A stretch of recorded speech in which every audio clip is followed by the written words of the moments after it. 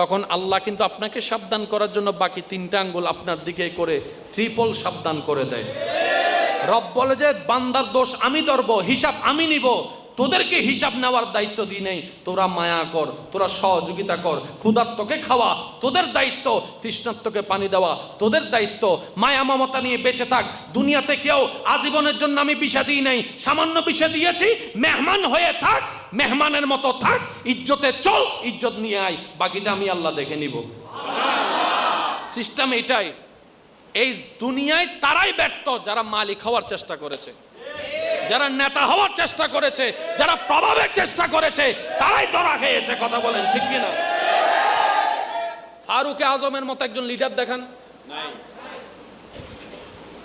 ফারুক আজমের মতো সর্বাধিক একটা লিডার, সিদ্দিক আকবরের মতো একটা লিডার, ওসমান গনির মতো একটা লিডার,